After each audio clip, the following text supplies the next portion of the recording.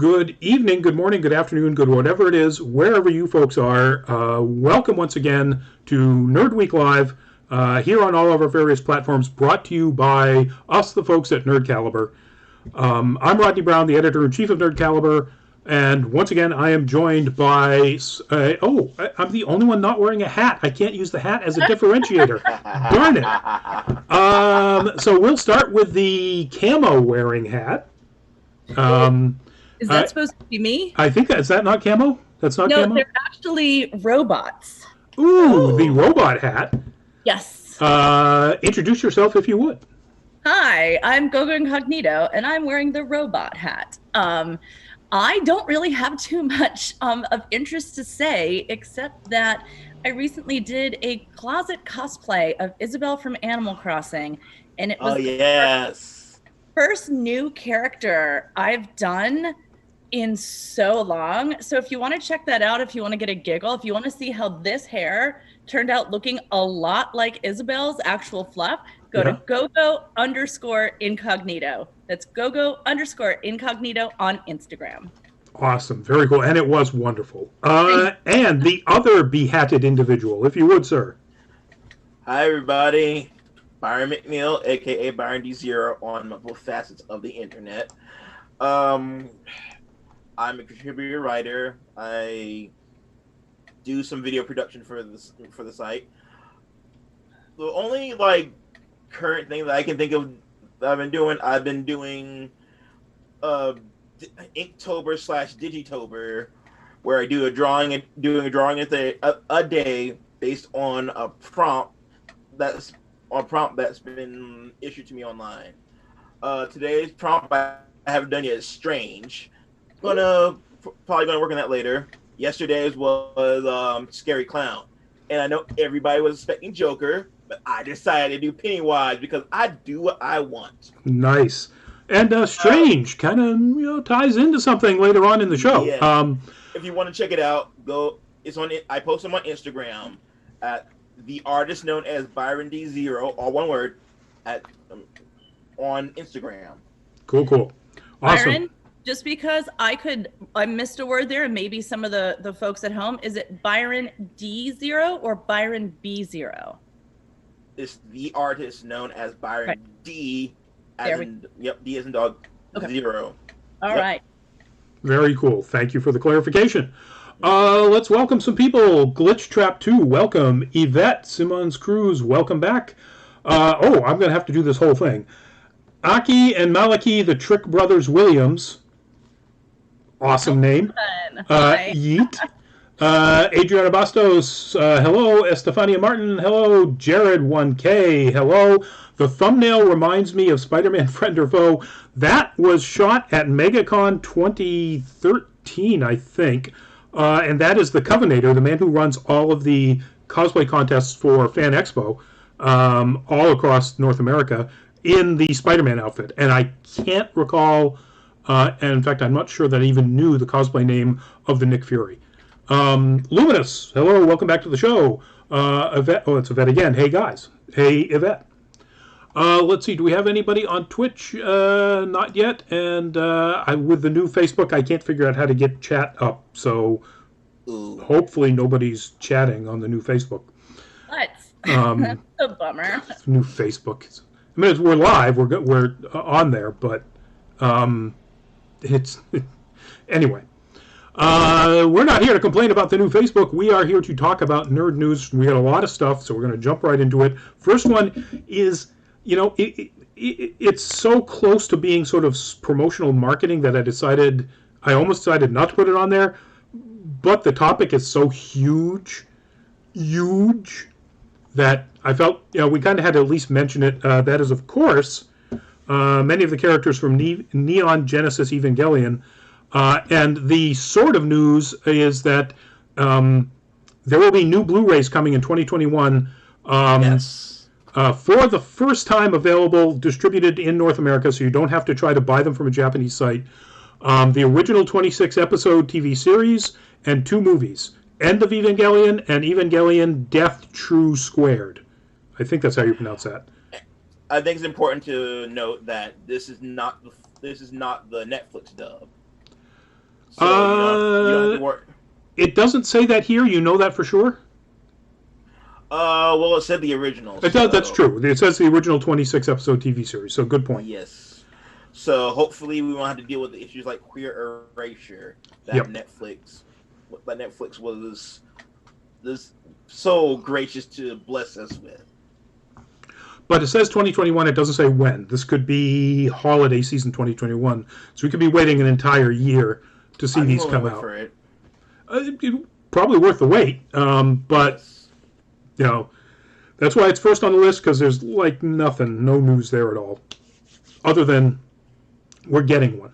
So it's coming. It's coming. It'll be here when it gets here. Exactly. I'm going to buy it. All right, this dropped right a couple of hours before we went live, and that on your screens now is, of course, the amazing Charlize Theron as Furiosa from Mad Max Fury Road. The news is that Warner Brothers has greenlit and sort of pinned down a whole bunch of things for a Furiosa prequel spin-off. George Miller, the creator of the entire franchise and the director of all the movies, is going to be directing. Anya Taylor-Joy will be playing the young woman that becomes Furiosa. And apparently Charlize Theron was pretty disappointed that they recast. Let me fade this one. That is Anya Taylor-Joy, known in marketing for the last 7 years as Magic from New Mutants. Ileana. That's Ileana Rasputin. Oh, yes. But I'd say known in marketing because nobody saw the movie. But that's the news there. And Chris Hemsworth and Yahya Abdul-Mateen II are along for the ride, and I know that name. He was in... Was he in Watchmen? Yes. Yes, that's what it was, yeah. He was well lauded for his role in Watchmen. Yep. I believe it. Maybe he won either he won something, or he was up to win something, or he was just very critically acclaimed. Did he play the host body for Dr. Manhattan? Yes. Or I could say he played Dr. Manhattan because, it wasn't a host body necessarily. He just created an image that, that she would find appealing. So, so what a cast. I mean, I'm trying to imagine what Chris Hemsworth is going to be playing. It's intriguing. I don't know anything about this Anya Taylor-Joy. Like I haven't seen New Mutants, so. Well, I mean, the article listed a few other things that she'd been in, like the M. Night Shyamalan. I'm sorry. Shyamalan Ding Dong. Shyamalan Ding Dong.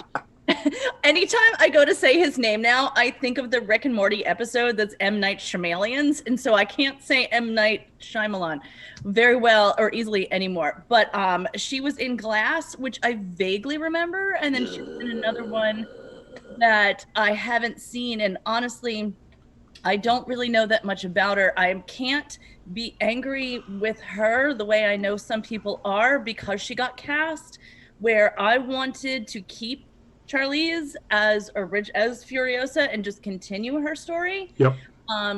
I do love the character, so I will absolutely be tuning in. I am fond of Miller, and I'd like to see what he does. I am also disappointed that we didn't get to continue with and the incredible work that she did. Well, we didn't yet. This is a prequel. Right. There could be, if this is successful, there could be a sequel. Exactly. So fingers crossed on that one. Crossed, yeah. Like, give us all the Furiosa all the time. Like, again, another, a whole female-led, story with this incredible character. Give it to us with the big budget. All the things. Give us all the things. Yeah. So, looking at the article again here, Taylor-Joy was in both Split and Glass, because she was one of the girls that was kidnapped by the Beast. Yes.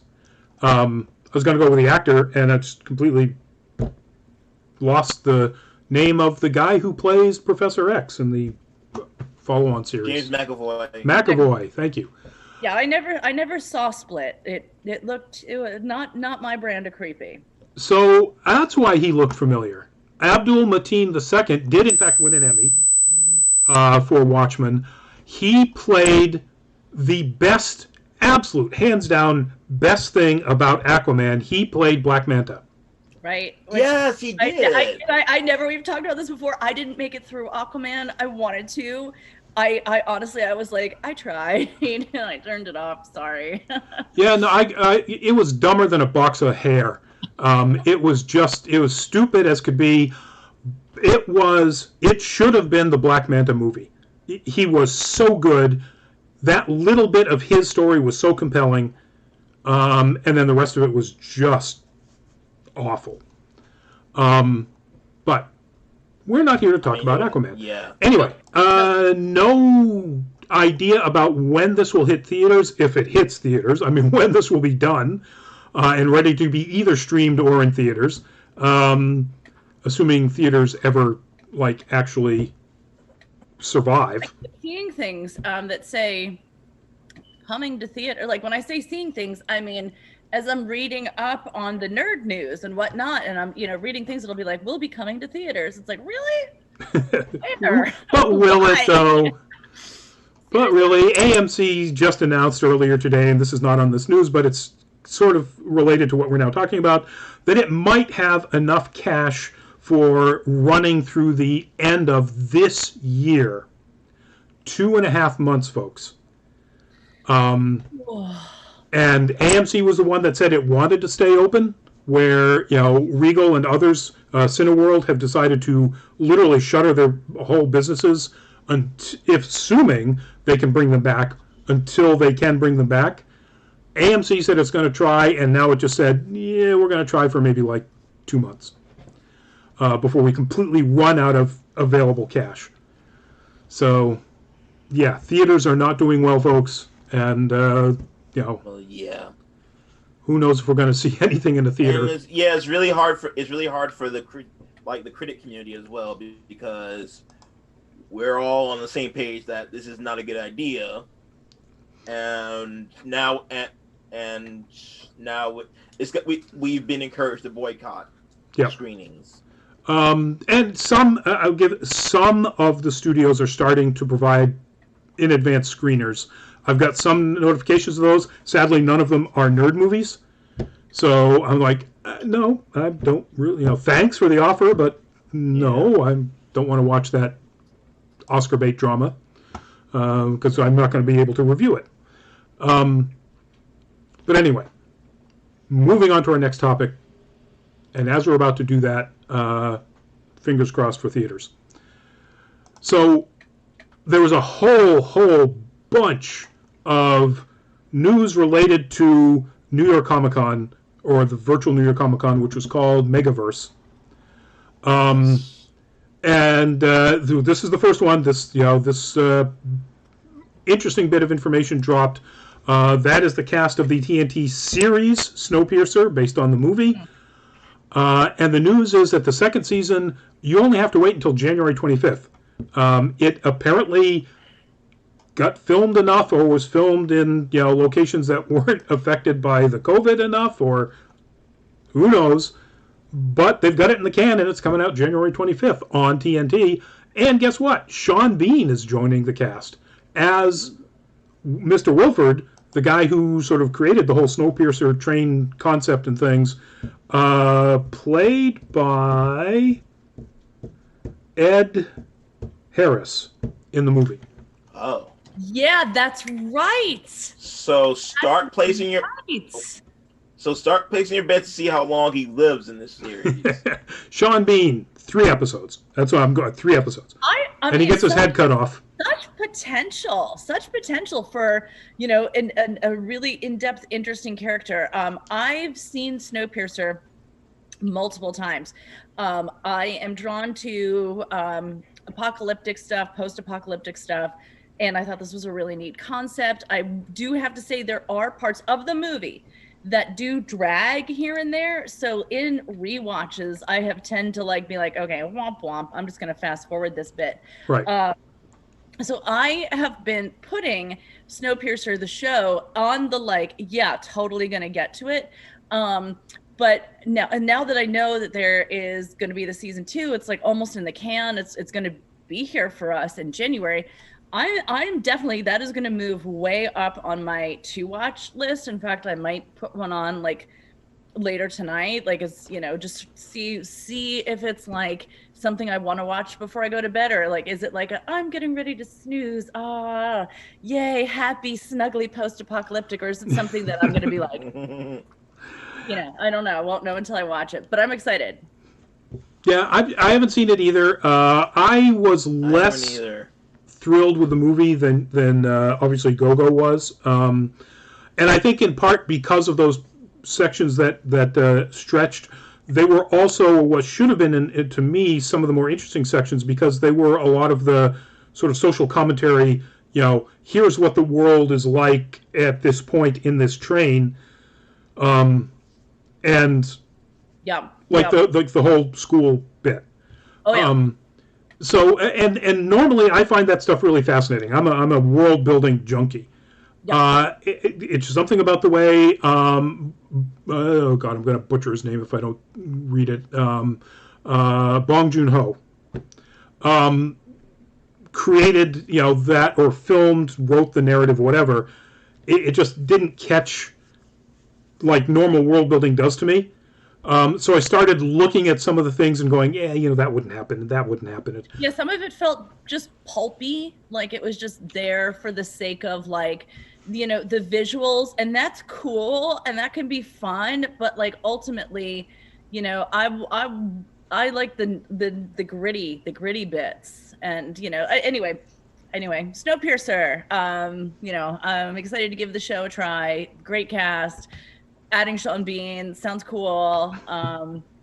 Maybe we'll report back on it later. Hopefully somebody will watch it and review it. I haven't done those in a while. Maybe I will.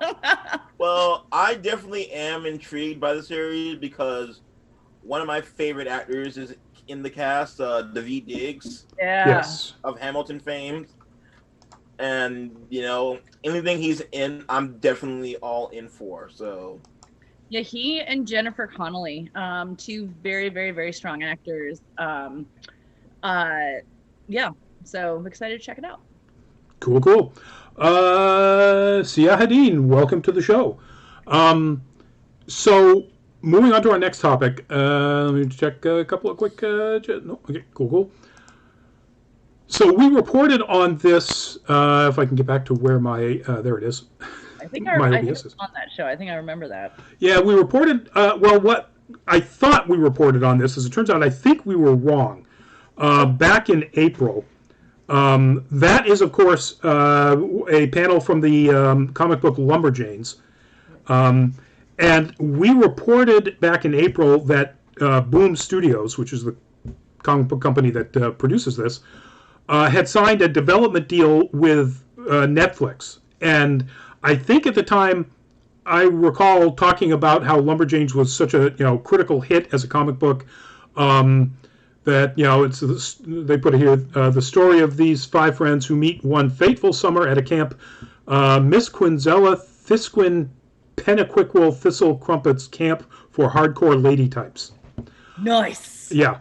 Oh my God, I love it. That sounds perfect. That's a great name, but as it turns out, Lumberjanes particularly was already in a potential development deal, and I don't think it was part of that Netflix deal, because now the news is that Lumberjanes is in fact being worked on as a series at HBO Max.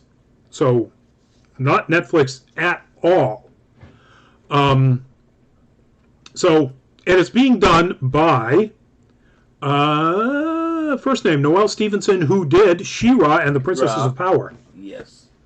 So I'm excited. So this will be fun. This will be fun, definitely. Oh, it sounds so fun, and there's definitely the chops there with Noelle, in terms of character building and storytelling and all that stuff. But there's already the source material, right, Rodney? This is ongoing comic, right? Well, it's run its course. It ran for 70 issues, and between separate individual graphic novels and then combined trades, 13 graphic novels out of it. And as they say in the article, getting a slew of awards. I think it won an Eisner, but I'm not sure. Cool. Yeah, so there is at least 70 issues plus extra material worth of stuff to mine here, to get stories, in addition to whatever Stevenson creates, because She-Ra and the Princess of Power had She-Ra characters and world, and then that's it. Everything else was all new. Yeah. Which made a lot of old school fans very angry, apparently. Yeah, well, yeah. I'm assuming those people who were angry were probably, and this is an assumption on my part, but were probably angry about the fact that, they took, a hot babe that they could ogle and turned her into, a lesbian icon. Like, hey, sorry. All these people that are like, oh, my childhood, shut up. Yeah, there were a couple. Childhood now. We all, like, all of us people are saying that. We had our childhood. Y'all had your childhood. It's someone else's childhood now. Let them have their childhood and shut the foof up. Yep. And a lot of them were just like, why not make it an original story? Like the original story, because art doesn't exist in a vacuum, and that can be said for a lot of the properties that we talk about here, especially when they were reimaginings. Like, it doesn't exist in a vacuum. You still have the classic series. Right. Let someone else enjoy it. Right. And you can't complain about complete reboots and retelling of classic stories, and at the same time complain about the fact that they're not retelling a classic story. I understand that the people who are doing that, it's like, oh, I hate when they completely just remade this, which is essentially exactly the same thing, but I love this one, so I want them to remake this exactly the way it was. Anyway. That won't be a problem with Lumberjanes, because other than being in the comic book, it has not existed as any other property. So good on them. Good on HBO Max. Apparently has not been completely picked up as a final deal yet. But HBO Max does have the option, and I guess Stevenson is working on a pilot. So let's put it out to the universe, y'all, because I think it's going to be really, really fun.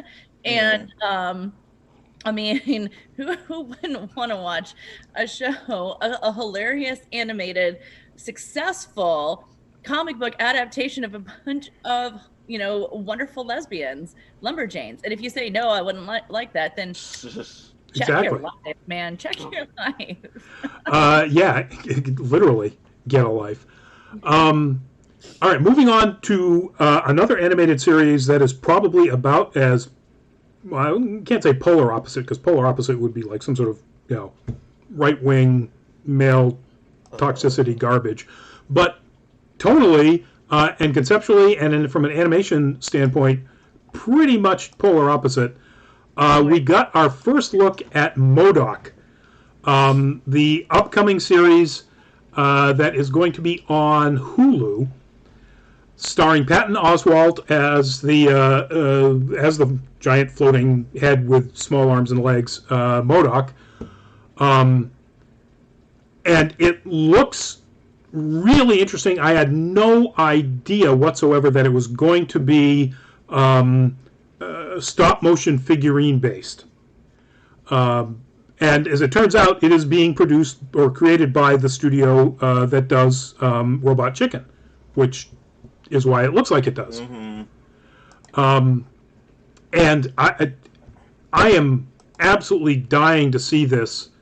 One, Patton Oswalt. Two, his wife is a person of color, voiced by a person of color. And so his children are, I guess, mixed. Melissa Fumero is either his wife or his daughter?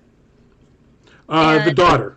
So she's the daughter. So she is. Y'all will maybe recognize you may not recognize the name, but you'll recognize her as Amy from Brooklyn Nine-Nine. Yep. And speaking of Amy Garcia from the series Lucifer, is playing his wife Jodie, and it's interesting that they didn't cast Ben Schwartz, who is very funny, but is also very white and Jewish, as his son Lou, who in the picture, you can't see him here in this picture, and I don't have the other one, but in the picture of the article, he looks pretty much as mixed in Latin as the rest of the family, other than M.O.D.O.K, who looks like that. Yeah. So I'm really excited for this. I'm guessing, just from the sound of it, that Byron isn't quite so thrilled. Not particularly. It's just, from what I've seen of it, it just, I don't know. I'm just not impressed by like a lot of comedic reimaginings, because maybe it'll surprise me. Maybe I'll find it hilarious. Like, yeah, I had similar feelings about Harley Quinn. I'm glad I was wrong about that. Harley Quinn, Space Ghost Coast to Coast. Never been a big fan of that one. I still want to cosplay Brack so bad, and I'm like, how? You should. Like, you should. Still, like, I know, like, I'm like, okay, maybe this is like one of those things that I do because I don't have to actually wear him anywhere, because I'm like, I can just do it just from here to here, like, yeah. When you see me, like, Brack torso. Anyway, sorry, go on. No, I mean, as long as the humor is not random, like Space Ghost, I'll give it a go. I agree. I think that Space Ghost, parts of it were really, really funny, but a lot of it was just, it almost seemed like a couple of people sitting in a microphone just riffing and trying to come up with funny stuff. Like you said, pretty rando. Yeah, this seems like it's going to be completely scripted. Yes. They've already broken, like, in the article we were reading about it, and I have to say, when I saw this pop up as something that we'd be covering, I was like, what is, oh God. The only way I actually know him, because I don't know his story really in Marvel, but I used to play the heck out of Marvel versus Capcom. Yep. All of them. Like, that was my game. I would do that until, like, I had blisters, like, everywhere, and I hated fighting M.O.D.O.K. I hated him, and anyone who would take him to play, I mean, I've never actually even played as him because I hated him so much. I was like, I'm never going to choose you for my team. So I'm like, I'm not going to join this, but of course I'm going to read about it. I'm going to see what's up. And then I was like, this is going to be hilarious. Yes. Lumina says, I watched the M.O.D.O.K. NYCC panel. This looks very fun. They said they are going to reference the original comics quite a bit. So there was a great, I watched a little bit of it after the fact. I watched some of the interview with Patton Oswalt and Bloom, Stephen Bloom, the producer. Oh, Stephen Bloom's the producer for it? That's awesome. Oh, no, I'm sorry. No, that's Blumhouse. That's the horror stuff. Jordan Bloom is the producer. Okay. And they were talking about, first off, Oswald said he was shocked, so the audience is going to be shocked, at some of the existing MCU names that they were allowed to use. So they are referencing, like, people, they're going to be really surprised. And he said, like, we just said, all right, let's just go for it. And they said, sure. And we went, really? We get to use that character? And of course, he wouldn't spill the beans. But he also said they were pulling out some stuff where the Marvel people, once they checked the scripts, went, are you sure that's one of our characters? I said, oh, yeah. It was issue this, this, and this. And then, okay, well, if you say so. Like, the most obscure, random, like, tier Z characters.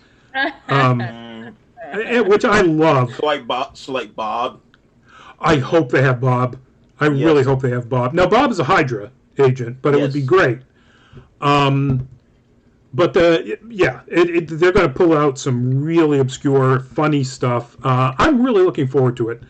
And if you get a chance, there's the YouTube clip of the panel is somewhere out there on YouTube that starts at the point where Patton Oswalt starts talking.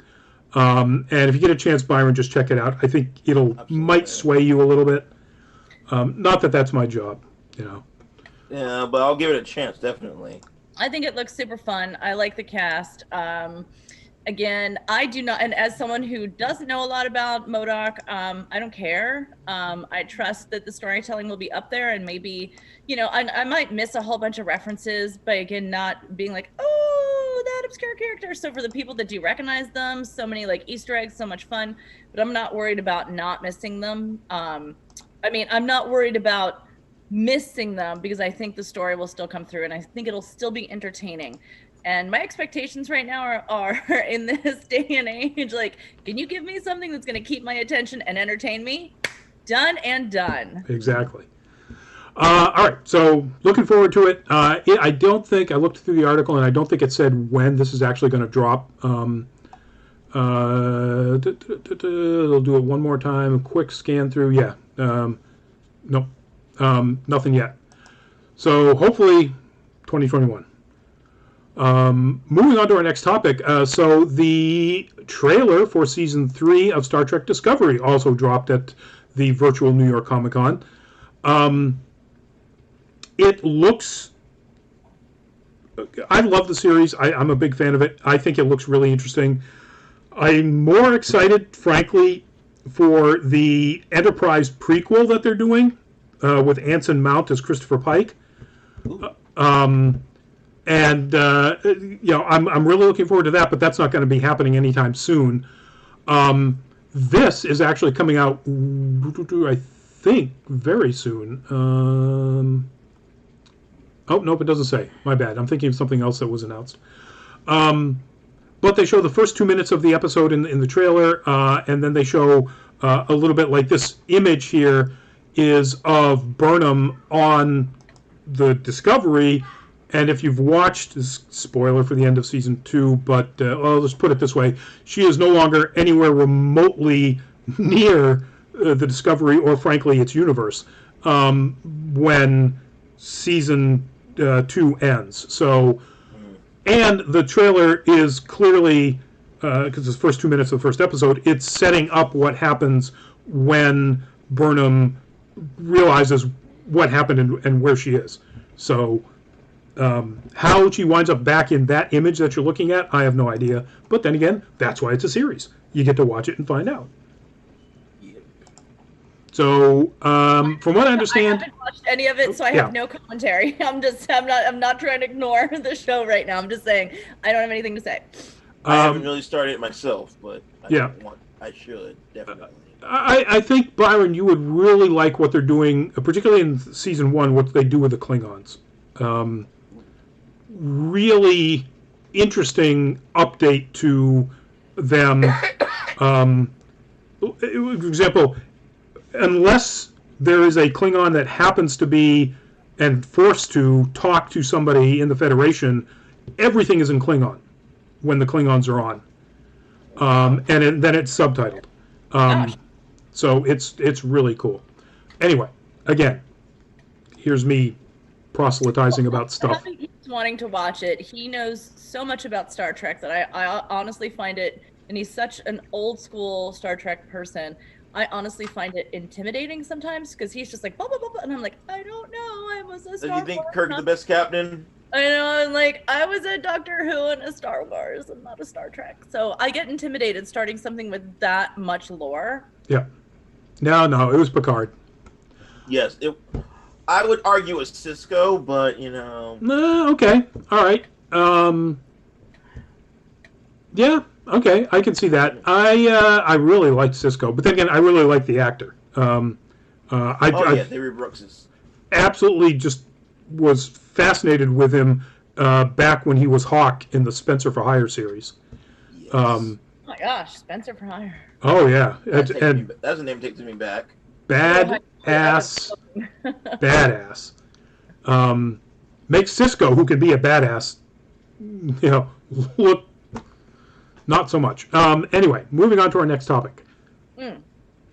That is a screenshot from the trailer for the upcoming series. Oh, sorry. I'm going to back up one real quickly. Getting back to Star Trek, apparently there's a Nickelodeon kid series called Star Trek Prodigy, or young adult series that's in the works. Kate Mulgrew will be reprising her role as Janeway for this upcoming series, this animated series. So more Star Trek news, and that's awesome. Yes, But it is. this is awesome. This is the first screenshot from the first, or a screenshot from the first trailer for Invincible, the upcoming Amazon Prime animated version of the Robert Kirkman Image Comics comic, and it looks spot on. Yeah, it does. Tonally, and the animation looks like the art style of the comic. I'm really looking forward to this. It's, if you're not familiar with Invincible, it is tonally, although from a story standpoint, completely nothing like, but tonally a little bit like The Boys, a little bit like Rick Veitch's Brat Pack. It's violent, gory. It looks at realistic aspects of what happens when people with no superpowers or lesser superpowers fight people with superpowers. It's and horrible things happen. I don't know whether they're going to adapt this part of it, but trigger warning for sexual assault. That's a big part of the storyline, so they probably will have to adapt it in some way. But you're hoping it's done tastefully. Yeah, but the cast, the voice cast: Sandra Oh, Seth Rogen, Gillian Jacobs, Andrew Reynolds, J.K. Simmons. J.K. Simmons as the main character there, as his dad. If you watch the trailer, like the first little bit, you hear J.K. Simmons' voice, and you're just like, "Oh, I know this." Yeah. So it's got that weird, comforting feeling when you know a voice, and maybe you can't even you're like, "Why do I know this voice?" Because you've heard it so much. But that was cool. Yep. And the Voltron fans are going to be happy to hear that Stephen Ewan is in it. Yep. So Stephen Ewan plays Mark Grayson. J.K. Simmons plays his dad, the superhero Omni-Man. The father-son relation gets very complicated. Let's put it that way. But other people in here. So one of my absolute favorites, Walton Goggins from Justified. Mark Hamill, Zazie Beetz, and Gray Griffin. So just always happy to hear her voice. Then they're expecting it to be a win. So yeah, this is Amazon money with an amazing voice cast, fantastic animation, and again, Amazon is trying to do, we need our Game of Thrones, whatever particular milieu it happens to be in. This happens to be superheroes, and it's got a lot of Game of Thrones elements to it. I can see that. Family internal conflict, violence, brutal violence. It's animated though. It's animated. If you haven't seen the trailer, watch it. There's a couple of scenes where the blood flies. Yes. Oh, I know. There was a moment in the there's I'm generally kind of fine with body stuff and a lot of body horror, but there's certain body parts that I'm like, oh no, and there was one of those. Yep. In the trailer. Yeah. Yeah. If you have if things with eyeballs kind of maybe get to you, then watch the trailer, but just a little smidge of caution. Yes. It is animated violence, but and that is light. As if they're adapting the comic the way the comic was drawn, that's kind of on the lighter end of the gore. So, like I said, it may be the kind of gore level that we're used to seeing in The Boys. Now, again, the story is completely different. It's nothing like The Boys, and tonally, or thematically, it's nothing like The Boys, but tonally, it has that level of sort of extreme realistic violence. But it looks awesome. It will be out in 2021. Nothing more specific than that. And if you were a fan of the comic, or if you're a fan of superhero tales that are told in a somewhat grittier, more realistic way, while still looking, as epically superheroic as possible. I mean, I put the shot back up there. When Invincible, when Mark is flying around, I mean, look at that. That is Superman level, superheroism imagery. So that's most of what the comic is like as far as the look. It's just when things get rough, they get really, really rough. Anyway, check it out, folks, if that's what you're into. One more, New York Comic-Con. And if news about this drops, I'm going to have it on this show. Season 5 trailer. This one's all you, boss. All you. Season 5 trailer for The Expanse dropped. I tried to find a high-res image from the trailer itself. Everything that was up there was previous seasons, except for this, which was the actual thumbnail that they used for the trailer. And I'm not saying that I want Kamina Drummer to look at me like that all the time, but maybe I do. It looks great. It continues to expand on a very important plot element that appeared right near the end of season 4. It brings Amos back to Earth, back to Baltimore for a while. So we get to really see what turned that character into the kind of unfeeling potential death machine when he wants to be character.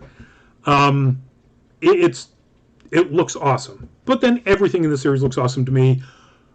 Done gushing. It comes out in December 16th?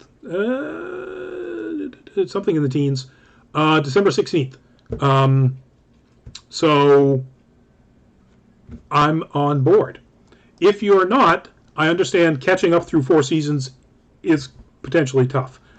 It is the smartest science fiction series in decades, possibly forever.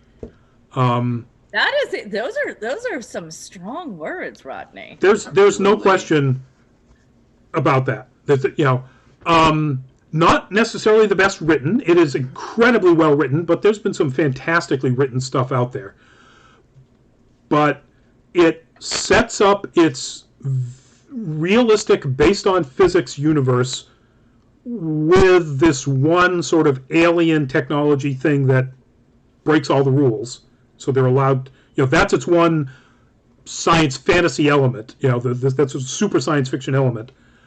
Everything else is 100% science-based, extrapolated from science, and they don't break that. They don't make mistakes with that, ever. And it's wonderful. It's wonderful to watch people floating around in space in a ship that is no longer under acceleration. It's just moving forward without acceleration pushing the ship. When you're gliding like that, there's no gravity. And they never screw that up. It's wonderful. Anyway, and I said I wasn't going to rant, but now I'm ranting. Oh no, that wasn't actually a rant. That was a continued gush. That was a gush. Yeah. Yes. And I do gush about this series. That's fine. That's all good. That's all good. You know what? At some point, we're gonna get What We Do in the Shadows back again, and then if there was for those people who don't know, we post up potential articles in a group, Facebook group, and Yes. What We Do in the Shadows. Something about it was posted up there, but it was really, there was no news. It was somebody in the cast saying, "Oh, really cool things are happening." Yeah, it was a tease. It was like the teeniest little taste of a teaser. Exactly. So it didn't make it into this show, and Greg's not on because he would be yelling at me. Gogo was disappointed. Well, but I'm smiling because I know I'm gonna get my day in the sun with this. This is true. This is true. Whenever I gush over that about One Piece when I get the chance. So I totally get it, Rodney. I totally get it. Yeah, I gotta say, if you throw One Piece on the suggested topics for the spoiler chat, no, I'm not gonna catch up 175 episodes so that we can. I wouldn't dare. I wouldn't dare. Anyway, our last topic. Oh my gosh. No. We have 2 more because I've got the thing right here. What am I missing? The We're on room. the stand. Oh, I didn't put the. I have things out of order. Oh, wow. Yes. And they're both good. So. All right. So there, the stand. Yeah. Okay. So the stand trailer yet again. Because I didn't fade it over. There we go. Now you can see it, folks, instead of a black screen. Isn't that better? Anyway, the stand trailer dropped again in relation to all of the New York Comic Con stuff. This is like Star Trek Discovery. This is on CBS All Access. It is another series or mini-series. I don't know if it's going to continue, how long it's going to run. They call it extended series or same Limited series for the Watchmen, basically. Right, a limited series that has a beginning and an end, which makes sense because they're adapting the book. Limited series. Yes. I don't know why I said extended. Extended miniseries, limited series. I'm seeing similar things. Yeah. Yeah. And so we finally get to see, other than the pictures that have been released, they've released a lot of pictures of various cast members and settings and so on. We finally get to see a trailer, characters in action, and particularly right there, Alexander Skarsgård as Randall Flagg, as the Man in Black. And he is the Skarsgård who was Pennywise, right? No, that's his brother. Oh, I get them confused all the time. So it's kind of funny because they actually don't really look much like each other unless they're. No, they don't. It's just me. Yeah. Makeup. All this. I'm always forgetting the one that was Pennywise. It's then Peter, right? Peter Skarsgård. No. It's another Skarsgård. There's a big showbiz family. Well, so the one that was in Green Lantern, the one that was in Jarhead, is not related because his name is spelled slightly different.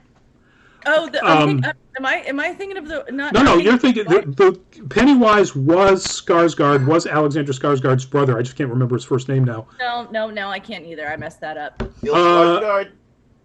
Bill, thank you, Bill Skarsgård, and who was also wonderful in the Hulu series Castle Rock. Also playing a creepy villain, sort of. Kind of hard to say. Also, another Stephen King property.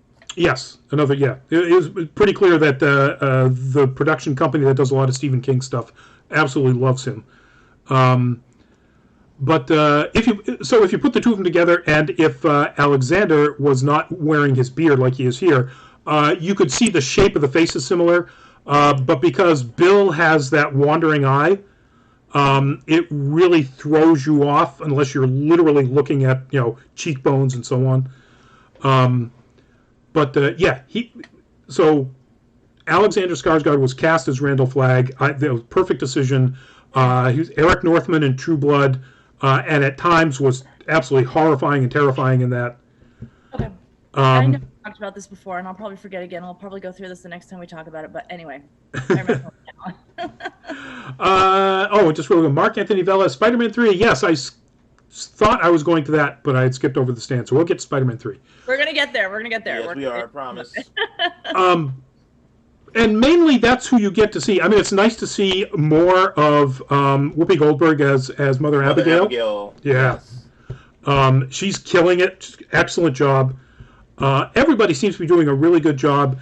The guy that is portraying Harold almost seems like he's channeling the actor from the original miniseries, like right down to the haircut. And that's a little weird. Oh, yes. No, the sort of kid with the thin face and the weird haircut. Not weird, but sort of. Harold Lauder. Yeah. Yeah, he was Flagg's flunky in the original miniseries. Well, at least in the miniseries. Gotcha. Flunky isn't. I don't want to give into spoilers. He is on the side of the people that go to Mother Abigail, but maybe not initially completely. Yeah.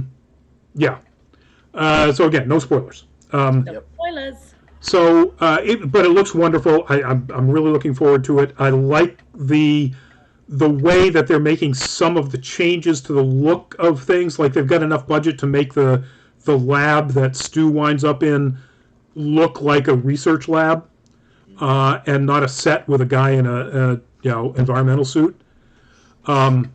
Which that was 1970s money or 80s money or whenever the series came out. It was 1990s.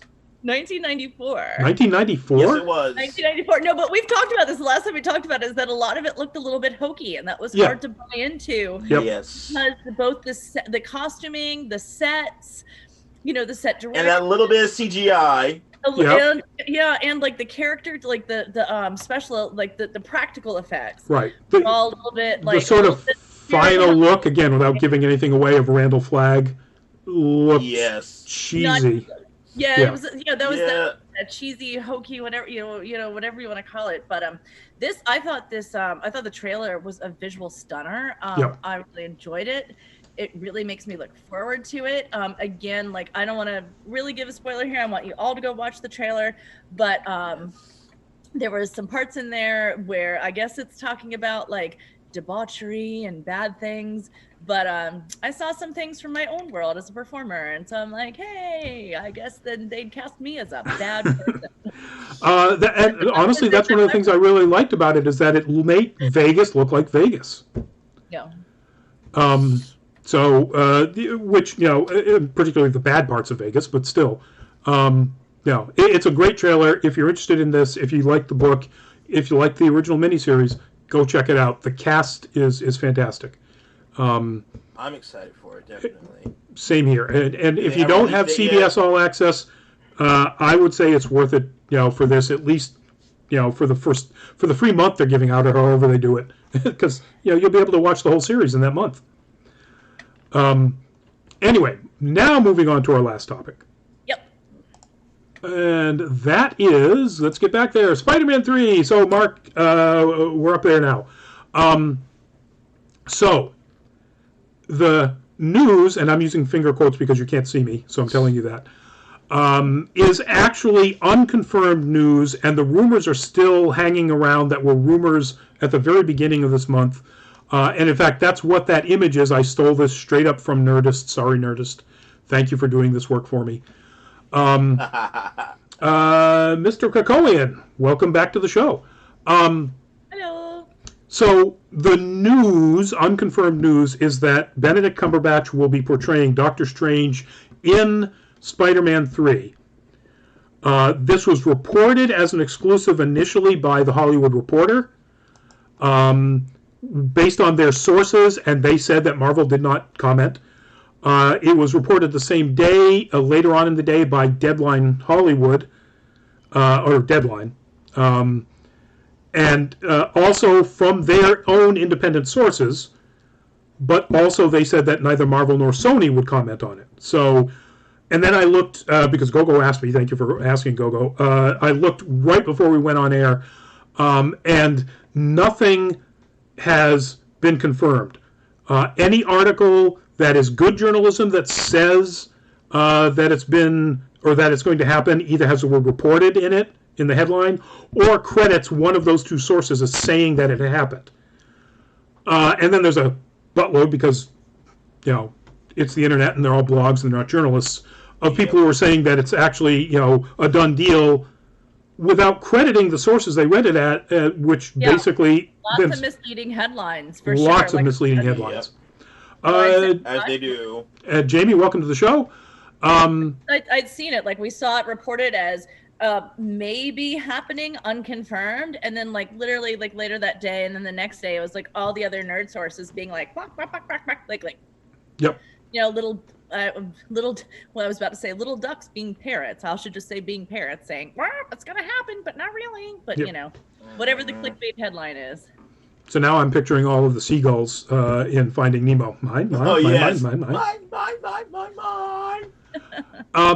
So, but, and in addition, because of that, the rumor from back at the beginning of the month that has never been confirmed, that Jamie Foxx will be reprising his role as Electro from the Andrew Garfield Spider-Man 2 in Spider-Man 3.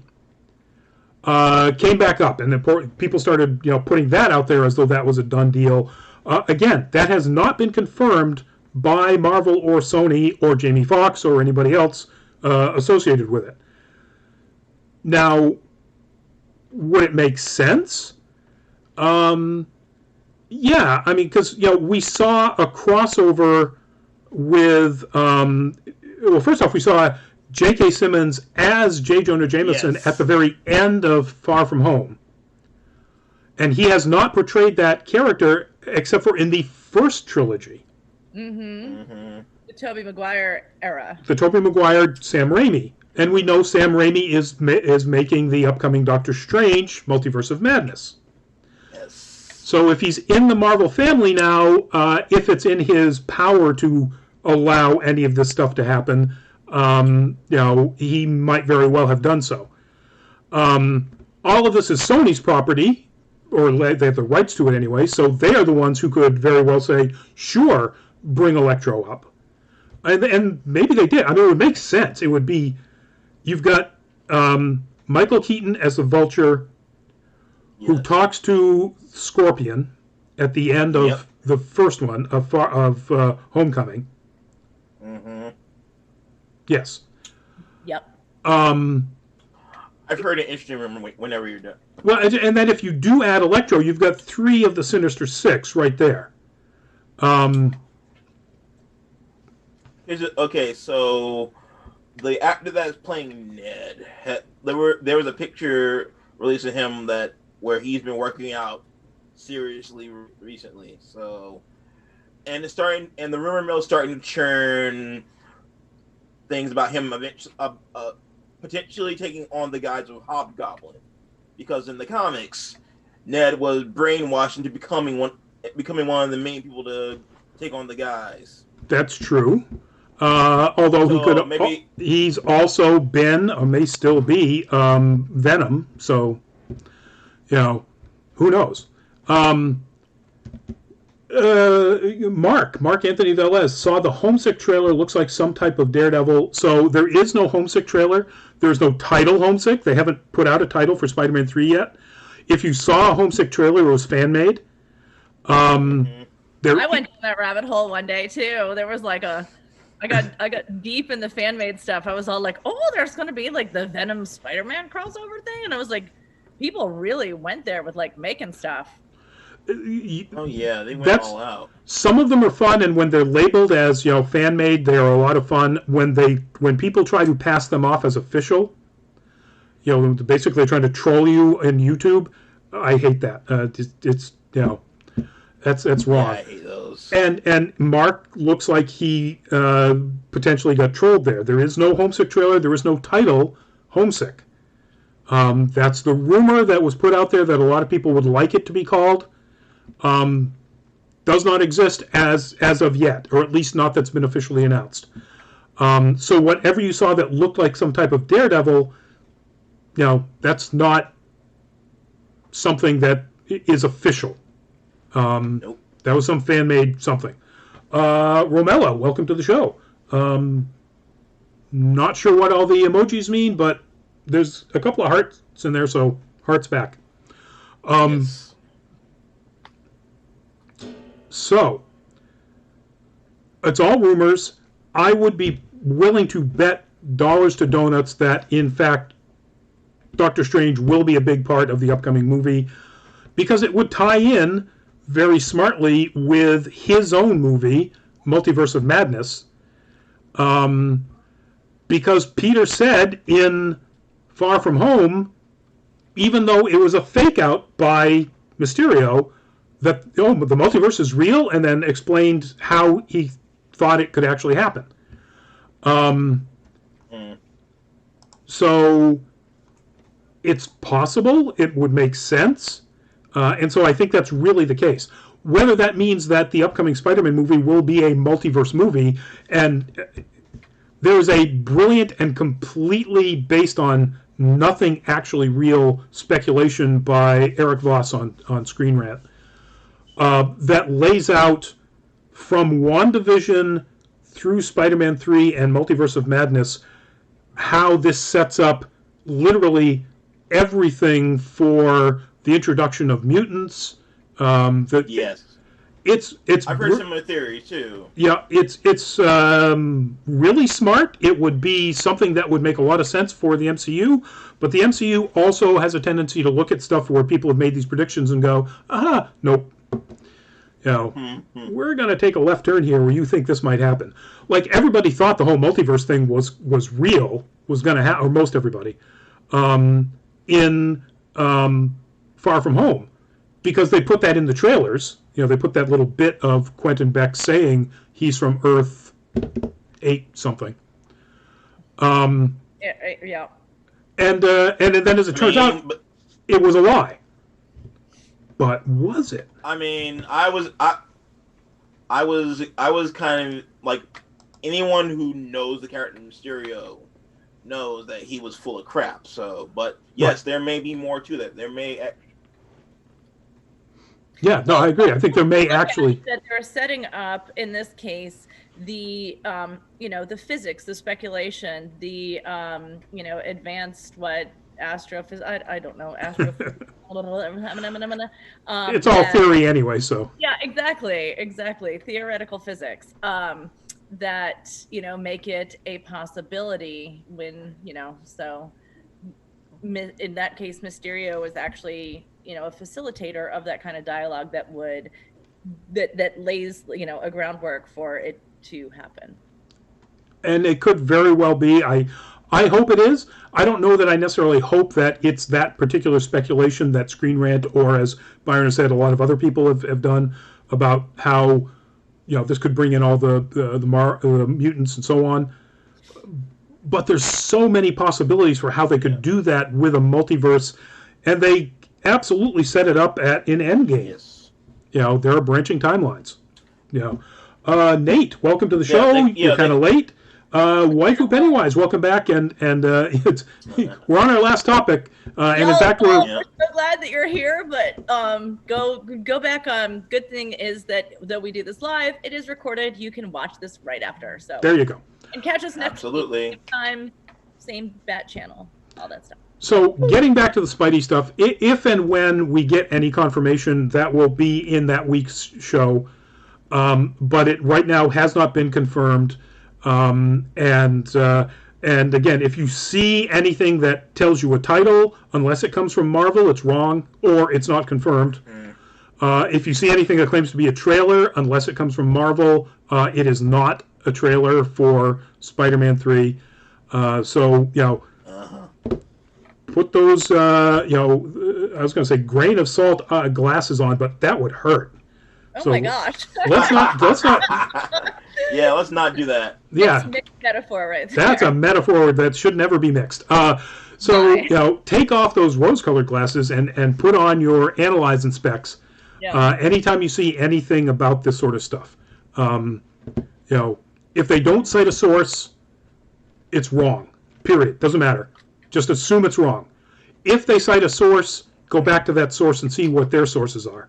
So the ones that cite Deadline or Hollywood Reporter, you go back there and go, oh, so they have unnamed inside sources that are telling them this, but nobody's confirming it. So anyway, with that bit of journalism advice, thank you all for joining us. It's been a wonderful show. Great chats there in the chat. We kind of really don't have anything to promote anymore. It's not like really. The other Spider-Man movie from Sony, Waifu Pennywise says. So all of the Spider-Man movies have been from Sony, but the last two have been made by Marvel, and they are essentially Marvel movies, and Sony has been just the distributor. Even though they hold the license rights, so look at the distributor and making the bulk of the profits. But anyway, so thank you all for joining us. Let's see, let's go the other way around. Byron, say goodnight. Good night, everybody. Go. Robot Hat, say goodnight. Hi, y'all. Good night. And I have 2 photo shoots this week. So if you're into like the witchy kind of vibe, the like witchy like pinup kind of thing, and like celestial goddess sort of thing, again, always come check me out on Instagram at gogo_incognito, and I'm gonna have some new content up there real soon. And we're at Nerd Caliber everywhere. We have a TikTok account. There we go. I'll promote that. We have a TikTok account. Basically, what we're doing is we're putting up little mini clips from all of the years and years and years of question of the day, skits, and so on. And it's freaking blowing up. It's crazy. But again, just like everywhere else, that's at Nerd Caliber. Yeah. Waifu Pennywise, stay safe and stay away from Karens. Looks like the final word to me. Yes. Good night, everybody. Indeed.